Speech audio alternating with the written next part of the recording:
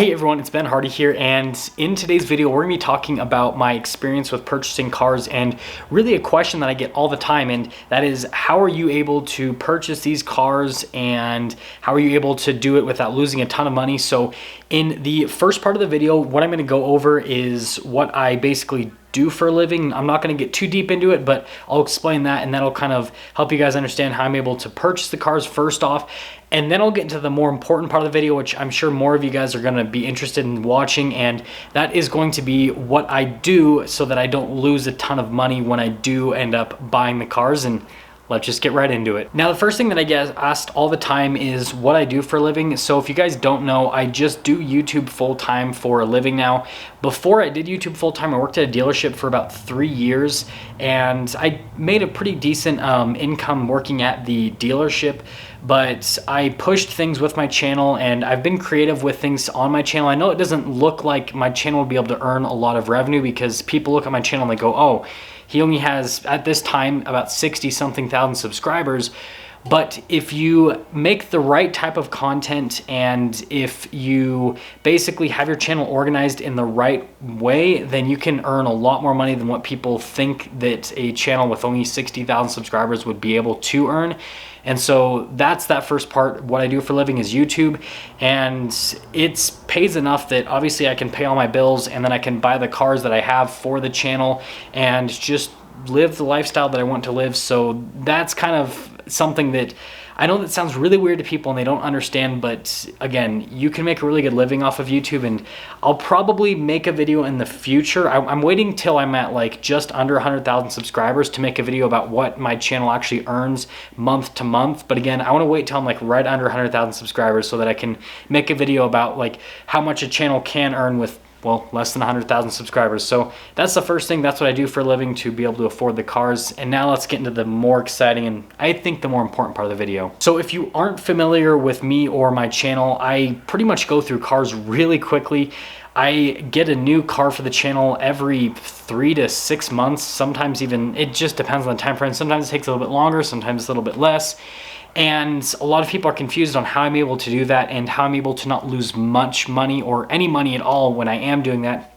And the first thing that I do that's the most important is I research the market into the cars that I'm looking at buying, and I see what they're doing value-wise. So before I purchase any type of car, I look at what they're going for new and then what the used ones are going for.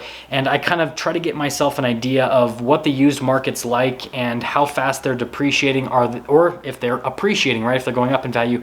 And I look at all of that, and that's the first thing I do that not a lot of people necessarily do when they're researching a car. They kind of just look at a car that has the features they want instead of worrying about, hey, does this have a good resale value? But that's the first thing that I do, and that's something that is really important if you do want to basically be able to purchase cars without losing much money or any money on them at all, is research the market on the car, find out what they're going for new, find out what they're going for used, and see if you can find a depreciation curve on the car so you can see, hey, it's losing this amount of money per year or it's gaining this amount of money per year.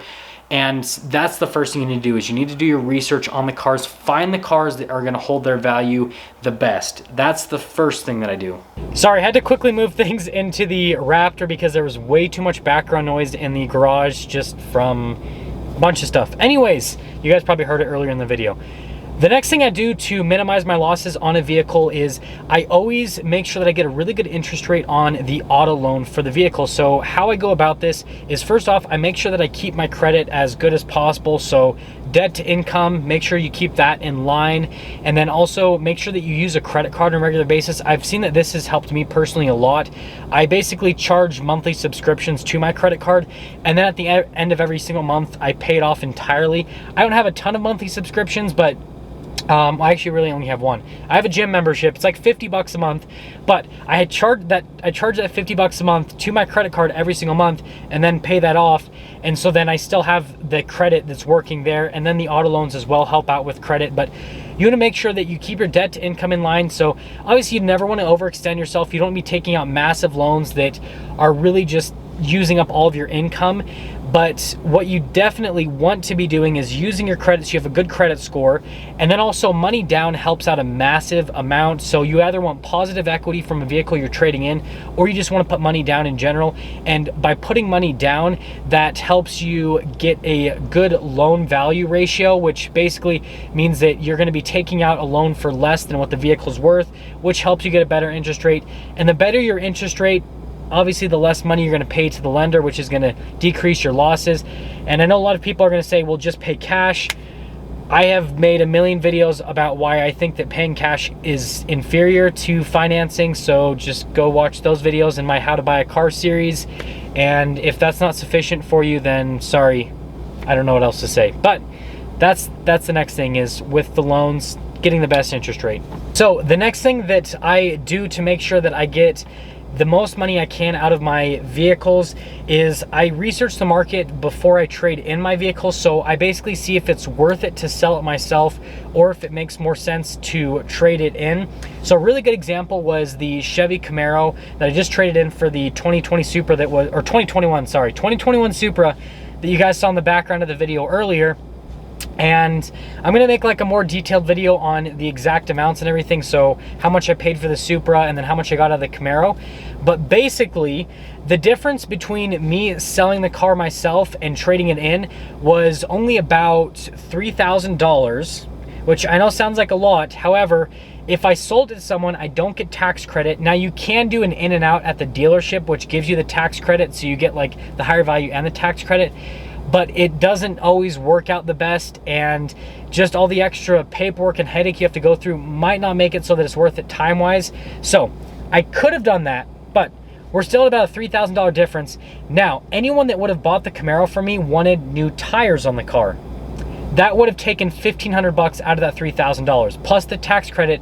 So basically, me trading it in was the same amount of money versus what I would have gotten from private sale. So I ended up trading it in, because of all the headache, and also the fact that if I sold that car, I would have had to put new tires on it, whereas trading it in, I didn't have to put new tires on it. So in essence, I got the same amount of money. And that's the first thing I do, is I research, again, into the market, see, does it make more sense to trade it? Does it make more sense to sell it? And then that leads into the next thing, which is really probably the most important part. Now, this can do with trading in, but this more importantly has to do with purchasing the vehicle. The next thing I do is I make sure that I have a really good relationship with the dealership that I'm going to be purchasing the car from, or I attempt to build a relationship with the dealership I'm going to be purchasing the car from. And this is really important, because if you don't have a good relationship with the dealership, then the chances of you getting a really good deal on the car are going to be a lot less, because you go from being a friend, someone, a business partner, potentially someone that's helping them out, to you're just a customer, which customers are important, but they're only going to go so far, right? They're a business, they have to make money, whereas they might be willing to do a little bit more for you if you have a really good relationship with them, if you've helped them out in the past. So that's something that I think is very important, that a lot of people don't talk about, because everyone just views dealerships as these scummy businesses and they view them in a negative way, whereas I view dealerships as any other business that you purchase from, and the people that work there, they're just like any other people. So you treat them right and they will treat you right in return. And so by building these really good relationships with dealers, it has allowed me to purchase cars for significantly less than what I would normally have to pay for them. And that is huge in terms of making it so that I don't lose money on the car after the ownership experience. Because if I purchase it for a lot less money, then when I go to sell it, then that gap between the purchasing the price and then selling it is a lot less, and sometimes it's completely negligible. Now, if you got lost at any part of the video, what I basically said from start to finish, again, just like all of the key points here in today's video, was first off, you need to research the vehicle you're buying into. And if you don't want to lose money on vehicles, buy vehicles that are really strong in the market, that there's a strong market for in terms of resale value, so that you're not buying a vehicle that depreciates very heavily. Next thing, if you are going to be doing financing on the vehicle, make sure that you have good credit and you have good money down or good equity in your trade-in, so that you are in a good position in the car, so your loan to value is good, so you get the lowest possible interest rate on the vehicle. And the next thing is, if you are trading in a vehicle, then make sure you research the market on that vehicle so you can get the most money for it, whether it's through private sell or if it's through trading it into the dealership, or maybe somewhere in between, right? There's some things that you can do, which is kind of crazy. And then the most important thing is build a really strong positive relationship with the dealership, because this is going to allow you to purchase cars and not lose a whole lot of money on the vehicles, because you're gonna be able to buy them for a better amount. If you buy the car for less, then you're gonna minimize your losses. And now with all those tips, I'm gonna give you guys the amount that I've lost on vehicles over the last little bit, so you guys can see the progression with how things have changed for me personally. And I think this is pretty realistic, so that you guys could see something that you could feasibly obtain even if you don't do what I do for a living. I've owned quite a few cars for the channel, and the first car that I bought for the channel was a 2006 Porsche Boxster S. And again, this was me working at the dealership, so I got a good deal on the car. I paid about $20,000 for the car. Now, I did put some modifications in it. I didn't get my money back for the modifications, but when I traded that car in, I got about $20,000 for it. So that was the first car where I kind of found this situation where I was like, wow, I can buy a car, drive it, not really lose money on it, because I put about 4,000 miles on that car over my ownership experience, somewhere around 4,000, 5,000 miles. And being able to put that many miles on a car and not lose any money is pretty good. So again, I researched the market in that car, saw that those cars weren't really losing value. It was a 2006 Porsche Boxster S, manual transmission, black exterior, tan interior. And so yeah, that was the first one that I was able to do pretty good on. Now, the next two vehicles were the biggest learning experience for me, because this is where I really learned about researching into the market on cars so that I wouldn't lose money, because I lost money on these cars. So I had a 2018 Ram Rebel that I leased, and I did a 2017 Shelby GT350 that I did a purchase on. And both of those cars combined, I lost $12,000. Now, the reason I'm telling you guys this is from me not researching into the cars. I didn't research the market on the Rebels. I just bought it because I really wanted a truck. I got really excited to let my emotions get a hold of me, and I didn't research into the market enough and go, hey, is this truck holding its value well enough? If I'd done that, I wouldn't have bought the truck. I would have waited for the 2019, because, and you guys will see later on, I didn't lose nearly as much money on that. I didn't actually lose really any. So that was the first big loss for me with the car, and really made me go, okay, I need to research more, because $6,000 is a lot of money. I had that car on the channel for about just over a year, I would say, for that one, and the Shelby was probably 8 months. And so losing $12,000 over the course of 8 to 12 months, it's disgusting. And I made it back in the channel, obviously, with the content and everything, but still, you obviously want to minimize your losses. The Shelby was the similar situation. The truck, I put about 9,000 miles on it. The Shelby, I only put about 3,000 miles on it. But the car value on the Shelby GT350s, the regular ones, tanked. The Shelby GT350Rs, those ones, the values held pretty well, but the 350s, it just tanked. Again, I should have done more research in the car. Fast forward, I got the 2019 Ram Rebel. Now that one, I completely broke even on it. I bought the truck brand new.